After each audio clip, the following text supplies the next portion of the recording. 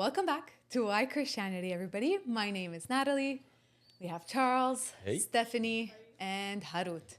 So, guys, as usual, Why Christianity is a podcast where we ask the difficult questions about the Christian faith. And, we explore scripture, traditions, and our goal is really to honestly search for the truth together. So recently we're doing a couple of episodes on personally God's will in our lives, each of us personally. In the last episode, we spoke about Harut, and before that, we spoke about Stephanie. But today, we're going to kind of explore that, what the will of God is, into Charles's life. So, Charles, Yeah. tell us a little bit, okay? How do you discern God's will for you in your life? It's a very good question. And I think it's the simple answer to this is just like growing into your faith.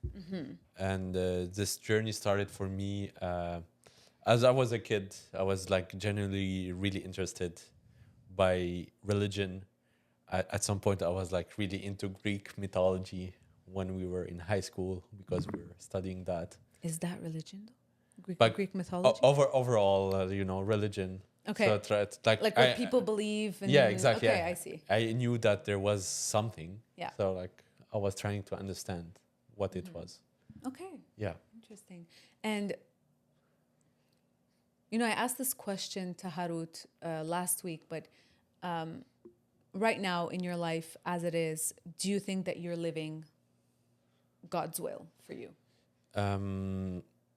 Obviously not. I would say like just like having Christ as a standard, and last week was the Holy Week.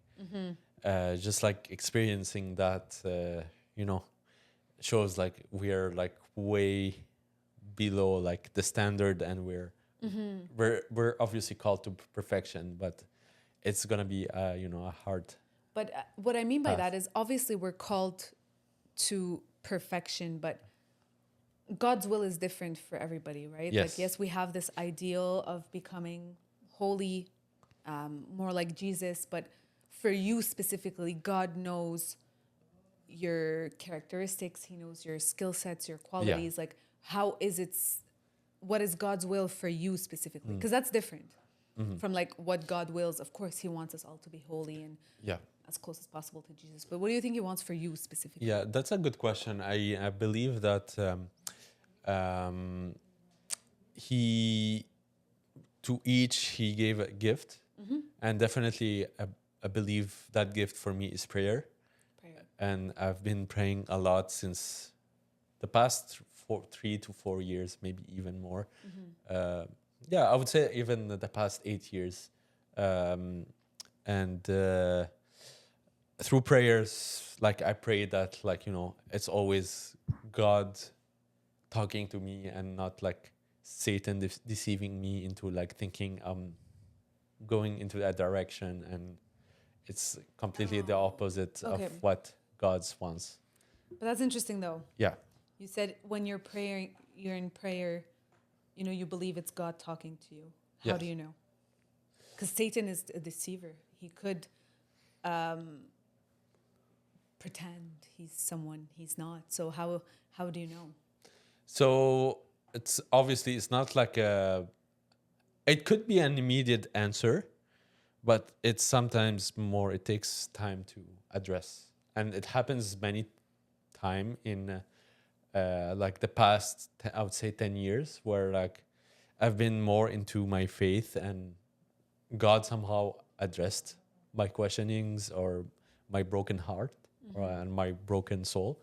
And it's definitely like listening to that. So one of the most concrete example I can give is I went to a pilgrim in 2018, and I wasn't expecting this, but so basically it's through the Melkite community we have. It's a CMYC here. It's the Youth Melkite Community Convention, and they were heading to London, Ontario, to a church of Abuna.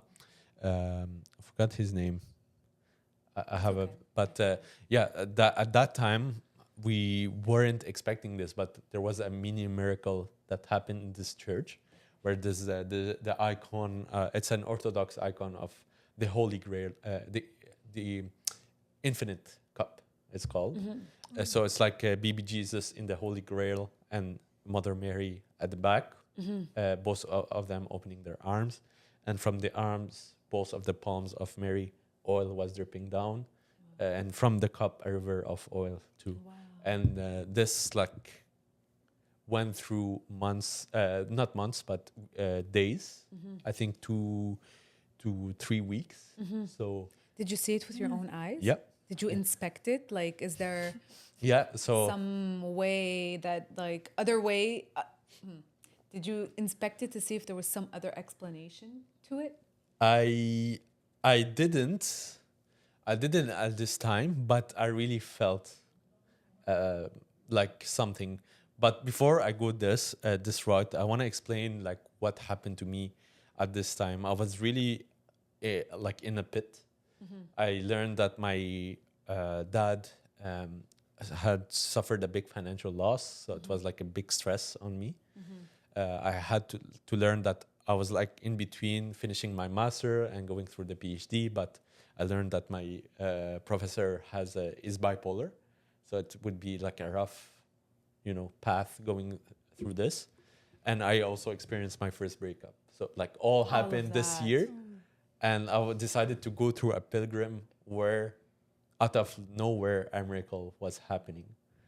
And usually, what I studied is like usually when there's a miracle, a Marian miracle, it's when there's like Mary is here to comfort the broken hearts and to kind of attenuate or like Yeah. how to like I don't know Pain. Attenuate pain. yeah. Yeah.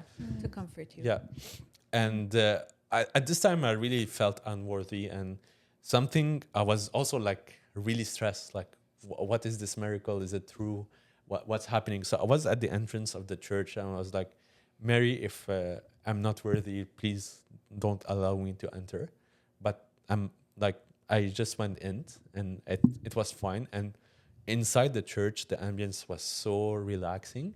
And there was also this odor of the oil, like pure olive oil inside the church. And I was like, wow, so it's like, it was really next level. That's interesting. So yeah, like it was like interesting how life hit hard and how like just out of nowhere, I wasn't really the most practicing Christian at that time. I decided to still like go to that pilgrim, and all this happened at once. It's always like, I feel like a lot of the times Christians are pulled to the faith when something tragic happens or there's a deep low that you pass through as a Christian. Yeah. Do you think that was like the defining moment for you? Yeah, the good question, Har. So basically what happened is like I like told I told God that I wanted to like start believing again. And I wanted just those two promises that my professor get like better from his mental health, and I find a way to get back this money. And during my PhD defense, so after 6 years of so I decided to go through the PhD regardless. It's and also like coming to that question that we asked her last time. I was like stubborn because I really believed this was the path that God carved to me to go throughout this PhD to build my maturity. Something happened the day of my defense where my professor got really so excited by all the discovery we made that for the past 2 years and a half, he was like really way better from when he used like what he used to experience during the PhD. And the money came back That the same day. That I remember that. So like, what are the odds that this happens, like, and what are the odds of that icon miracle happening Yeah. in my lifetime? Yeah. So, going through that hard time, do you think that it was God's will for you to go through that suffering? Good question. I think so. I think so because now, like that, I'm even closer to him. Like I see it. Like I see like the demons I'm wrestling with, and like this big ego that I have, that kind of God wanted to humble. Really? Yeah, it doesn't You don't show, but strike me as someone with that like big ego. Usually it's like yeah, you see it across the room. You know, there's yeah. people with that big ego who think, but you don't strike me as that. Yeah, it doesn't show because yeah, God really humbled me throughout my journey. But I have those like big uh, voices inside that really. Wow. So, what would you say to people who say, like, how can a kind God or a nice God will for you to go through suffering? So, how would you explain that to people? Us as a Christian, we're like also called to be Christ-like, and obviously, I mean, Christ didn't like live the most joyful life. You know, initially he was born in a really poor environment. He had to grow up, you know, stand for himself, and then near the like end, Yeah. you know, go through all that suffering in 1 week. You know, it's like, Yeah. and like each its own cross that we need to also carry to be like, Yeah. you know. And I would also say that like God never gives you more than you can handle. So he always, yes, he lets you suffer or he wills for you to suffer, but like he knows that it's for your benefit. Yeah. He knows that you will grow out of this, and he never gives you more than you can handle. And I think Christ went through the most extreme type of suffering because he could handle it. 100%. In the end, he was able to. I have another question, Yeah. Charles. So, did you ever feel in your life that at some point you felt, even though you were praying, even though you were close, you were trying to get yourself close to God, you were distant, like you felt a distance, even though you were putting in the work every day, and you were Yeah. trying to get close to Him. Did you ever feel that? Yeah, absolutely. I think especially during my teenage times and going through like the philosophy classes, like I think one of the most distant part is like when I started to read like the writings of Albert Camus about, you know, like how life is just a monotonous life, and like without God, like it's like it seems to be just like you exist and then you die and that's it. Meaning doesn't exist. Yeah, exactly. And this is where like I was like very influenced by philosophy, um, and I had to battle like through this, like philosophy is like our limited interpretation of the world versus theology, where it's like the fullness of the truth. And eventually I had to kind of decide which side to take So in a way. so the barrier for you was more on the logical side? Exactly. Yeah, exactly. And in a way, like it's funny because science really helped me go back into my faith, because I kind of did the opposite. So Har started to read the Bible versus me, I started to question myself. Like, okay, of all the religion, which is there one truth? Is it all through and like everything is happiness and butterfly? And when you start to study each one, it's like, ooh, this one maybe not. And then you go through Christianity and then you ask yourself, okay, did Jesus really exist? Yes, we have solid proof. Did he like got crucified? Yes. And did he like claim? Did he prove what he claimed to be God and, you know, cure people? Um, Also, yes, because Christianity is the only religion where a lot of, you know, like a miracle that cannot be proven by science because there's rigorous testing that are done, shows that, yeah, it's in Christianity that truth is. And something I want to mention is this year is amazing. There's like a rise of Catholics Yeah, among the there was, youth. I saw this news, and it's like for me one of the greatest miracle this year we had to experience. Charles using the word miracle loosely again. Yeah, it is a miracle. It's not a. It's no. It could be maybe I don't know a trend or like to me miracle. It has to be powerful. But anyway, topic for another time. So would you say now that like if I were to ask you, what do you think God's will for you is in this life? Do you know the answer? I think clarity so far is it's definitely like not career wise, because like I completely did an 180, right? Like from being a scientist to now being an entrepreneur. It's more how through the path I choose, how I show the love of God and like God through my own actions.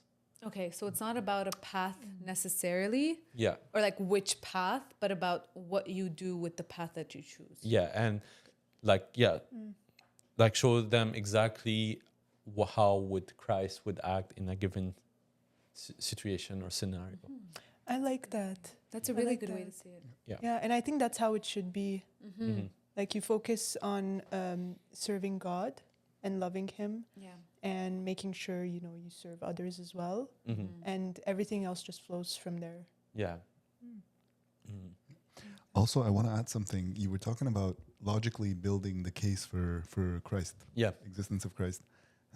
I read one book once called Mere Christianity by C.S. Lewis. And the way he actually does that. So from nothing, he just logically builds a case for the existence of Christ. So he just uses a process of elimination.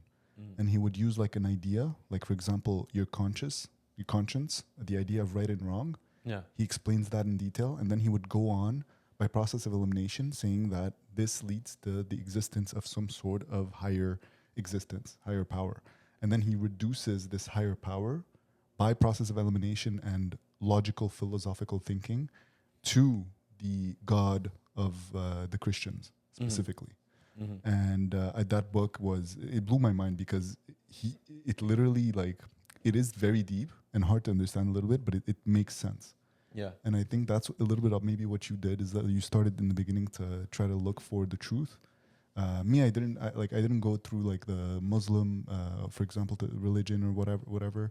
I heard a little bit about it, but I just took on the Bible. But the way you did that, I respect that. Like the fact that you went to see all like different religions. Did you see any other religions, for example, other than Islam and Christianity? That's a good question. I think, being raised in Saudi Arabia really got me to consider Islam at some point really seriously. My parents weren't, the most, strict in terms, okay, it's Sunday, we have to go to church. And obviously there it's impossible to go to church. So we had to live through our faith. And I remember the process of me learning about Jesus was like each summer going to Syria, and there was this priest that my mom got. So I got to get educated about the story. So eventually growing up also as a teenager before moving to Canada, there was this Lebanese family that really was, I would say, courageous to have all those printing of Kids for Bible and stuff like this, where we get educated, because technically there it's illegal to have imagery. And it really showed me through the people I met, there was some sort of love to this to Christ that I wanted to understand. Yeah. Nice. And so for people who are watching, who are listening to you, who have heard your story a little bit, what's one message or what's one thing that you would tell them if they're struggling to know the will of God for their lives? What's one thing that you would tell them? That's a good question. I would say really be... So that's a good question. I would say really be patient was the answer.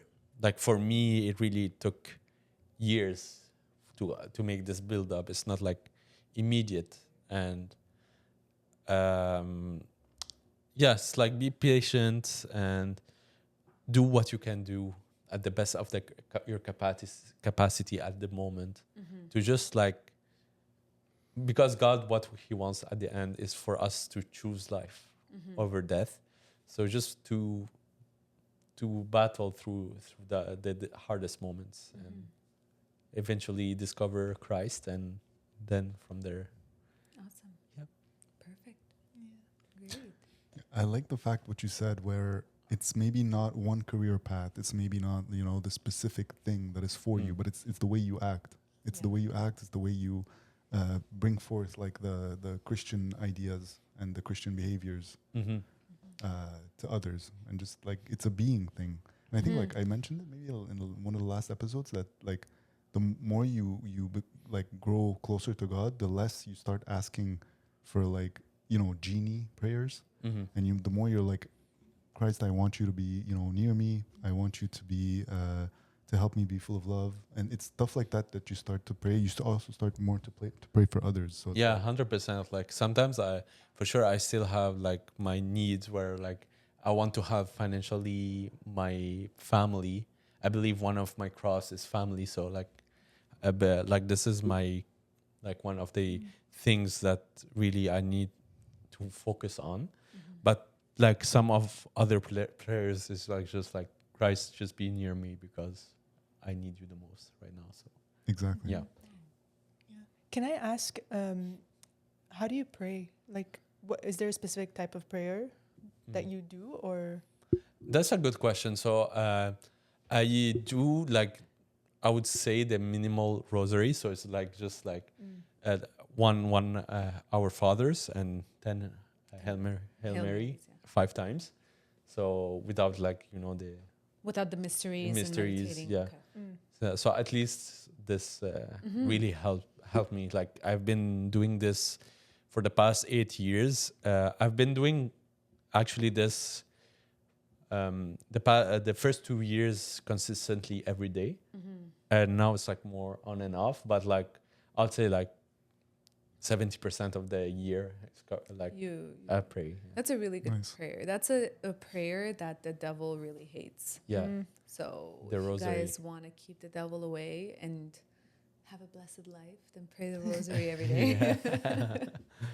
But thank you so much, Charles, for sharing Thank you. with people as well how, you know, you kind of explain God's will in your life, or how you see it in your life, and how Yeah. you try to live it as well every day. So I hope that you guys learned from this episode. And yeah, if you have questions for Charles or for any of us, just put them down in the comments. If you guys could subscribe as well, we would be happy to have you back next week. So on our next episode, we're going to talk about the will of God in my life. Yeah.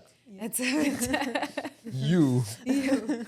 So yeah, a little more complex. I think why I am a bit of a skeptic. Skeptic, is that? Skeptic, Yes, yeah. I'm a bit of a skeptic. So we'll dive into it. But I'm excited to share a little bit about what I've been going through in these past weeks. So tune in next week. And Awesome. yeah, thanks guys for watching. Hope you have an awesome week, and God bless. Ciao. Bye bye.